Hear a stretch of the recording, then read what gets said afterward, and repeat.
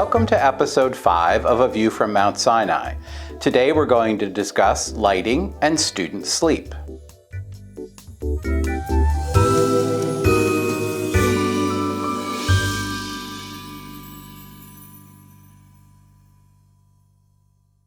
Sleep disorders are a growing problem among middle and high school students.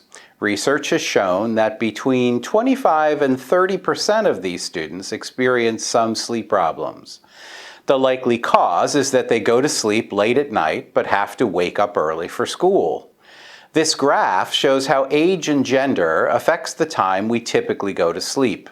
The vertical axis is the time of mid-sleep after midnight on weekends when there's no alarm clock to wake you up to go to school or work. The horizontal axis is age. As you can see, when given the choice, adolescents and young adults prefer to go to sleep late and wake up later in the morning, compared to their parents who prefer earlier sleep and wake times. There are 3 issues that contribute to the lack of sleep for adolescents. First, the pattern of light and darkness to which they are exposed, which impacts the timing of their internal clock. Without bright morning light exposure, sleep onset is delayed. Secondly, their own biological system, likely to do with the onset of puberty, which impacts their desire for later sleep and wake times. Boys in particular are driven to stay awake later at night. And then third, social factors, such as a desire to interact with friends, social media, and electronic devices later in the evening, and a highly structured school schedule requiring early rising. 2 of these factors can be controlled. To some extent, we can control social factors that promote later bedtimes and require early wake times for middle and high school students. And we can control light-dark patterns if we know what to do. Social factors are likely the more difficult of these to control. Parents can enforce early bedtimes for their teenagers, and school administrators can change school district schedules to provide later school start times for middle and high school students. But neither of these are easy. Let's talk to a school administrator about the issue of school start times. When we look at middle and high school students, do you find that they are coming to school more tired, that they're sleepier in class during the day? Absolutely. Our mornings, you can definitely see. I'm outside every day, and there are clearly kids that look like they could use an extra half hour, 45 minutes of some sleep. And have you ever thought about making the school schedule later, having them start later? We did have that discussion early on. We did a schedule change here years ago, and as part of that research, we did look at start times for schools, for middle school kids in particular. But as you know, it would not just affect our building, it would affect the high school, the entire district, and then it becomes complicated when you have competitive sports in the afternoon, and it was a huge task. And in order to sort of make something like that happen and be, efficient to everyone, you'd have to get a lot more schools on board to make those changes. Some do. I mean, some schools start a little later and they make do. But for us, it was more than what our committee and what we had done. It was a little bit more than what we could tackle at the time. Yeah, I mean, we always think about something as simple as like, oh, well, just start school later. And we don't think about the 15 other things that it's going to affect. Sports in the afternoon and bus schedules. Absolutely. And it's a all system. of those things. And it's an entire system that would have to change. And I think the research does support, especially adolescents. Their bodies are growing, their brains are growing. They definitely require more sleep. They require a lot more, and I don't think that they get good sleep.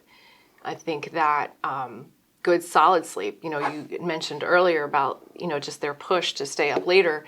Well, oftentimes that's met with computers because they're doing their homework. Right. They're online looking at YouTube videos. They're on their phones. The electronics. Talking to their friends, Yeah, the electronics have really interrupted, I think, is a major part of why they're not really sleeping. And if they're up in the middle of the night, the first thing they're doing is grabbing a phone or something like that. So not only we know from research that they need more sleep, they require more because of their, just generally their physiological state. Yeah. I think emotionally they're not getting the right kind of sleep because they're preoccupied with other things. Yeah, I'll leave it absolutely. there. Thank you so much. You're welcome. Thank you. Now let's discuss lighting. Lighting in classrooms has traditionally been designed to support visibility and reduce energy use. But there's growing interest in how classroom lighting can also help students to sleep better at night and be more alert in school during the day. A study led by Dr. Mariana Figueroa of the Light and Health Research Center in 2010 showed that a lack of daytime bright light exposure, especially in the morning, led to later sleep times for middle school students in the study. This indicates an important link between bright daytime light exposure and earlier sleep times for school students. So let's talk more about lighting. To do that, I'm here with Charles Jarboe, who's a researcher here at the Light and Health Research Center. Hi, Charlie. Hi, Dan. I know you recently completed a study in a school in Wisconsin. Why don't you tell us what the objectives of that study were? Sure, yeah. The key objective for the Boscobel Area School District was to save lighting energy. That was the impetus behind the replacement project that they did, replacing their old fluorescent troughers with new LED lighting fixtures. However, they were also interested in seeing if the new lighting could also benefit the health and well-being of the students. So we worked together with E3 Lighting and the Boscobel School District to help specify a lighting system that not only would improve the energy performance, but also potentially add these additional non-visual benefits, potentially improving the sleep and alertness of the students in the school. Very good. So why don't you tell us about what we found? Sure, yeah, it was interesting. The overall trends were positive. We did a study in one of the schools in the district where we looked at classrooms where we had what we called a circadian effective lighting intervention or an active intervention compared to classrooms that just had typical 300 lux on the work plane, typical classroom lighting. And we saw that the students in the active classrooms trended in the right direction in terms of their sleep quality, subjective measures of sleep-related impairment, which is just how tiredness did or did not affect their ability to focus in class and do their schoolwork. We saw that there was a slight increase in overall sleep duration over time for the students in the active classrooms, whereas the students in the control classrooms essentially stayed the same throughout the course of the study, which lasted about 12 weeks. On the flip side, we also assessed the subjective quality of the lighting among the teachers. And we found some mixed results when we did that, mainly because the lights in the active classrooms were so bright that a lot of the teachers felt it was excessively bright or glaring, even that the quality of the lighting was actually worse than what they had before, which was a surprise. So essentially what that indicated to us is that, you know, when you're designing lighting for these other health-related benefits, it's important not to neglect, you know, the human factors elements and other aesthetic qualities of the lighting, not just simply crank up the lighting from in the ceiling plane using traditional light fixtures, that you really need to take a more holistic approach to the design. And so even though the lighting showed some positive impacts for the health and the sleep quality of the students, it could have been done perhaps a more optimal way for a truly holistic lighting design. So I'm here at a middle school in upstate New York, and we're with one of the classroom teachers, Kim Ward. She is in one of the classrooms where we have changed out the lighting.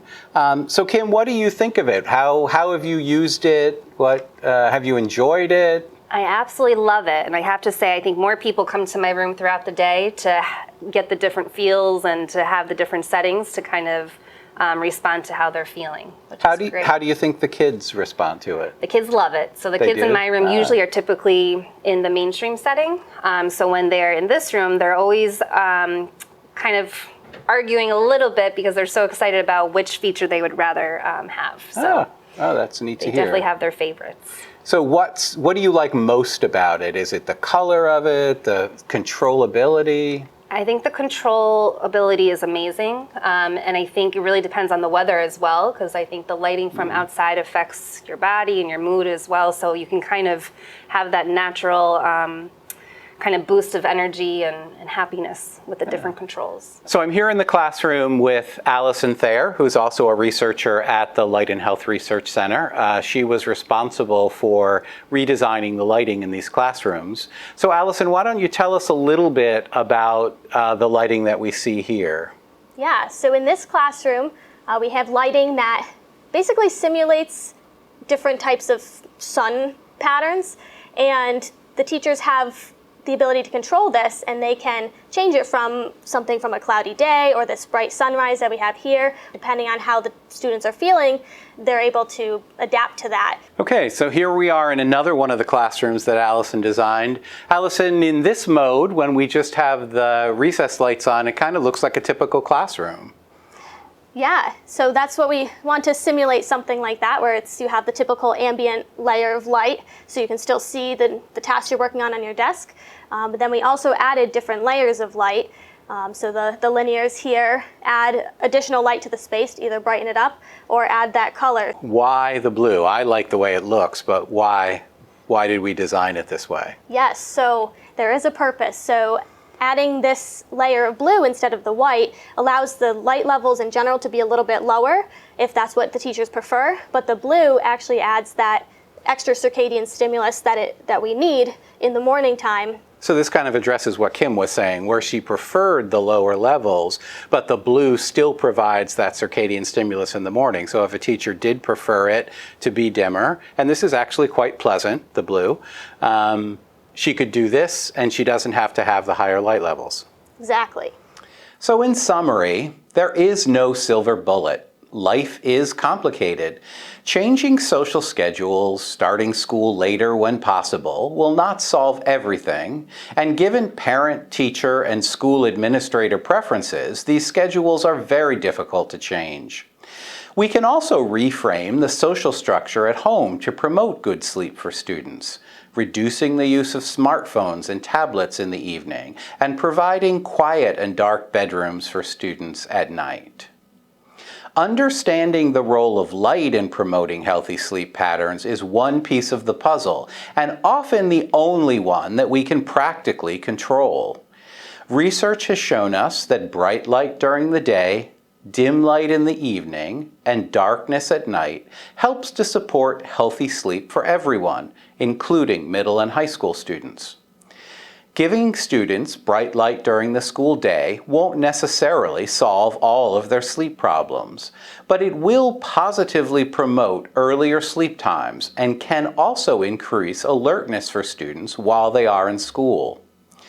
As we move toward the use of LEDs to light classrooms, we as lighting professionals have the opportunity to think beyond simple one-to-one replacement for existing recessed fluorescent troughers. We have the chance to be creative in providing the necessary lighting characteristics, such as spectrum, amount, and timing of light, using new lighting technologies, luminaire types, and controls, all while meeting today's energy code requirements.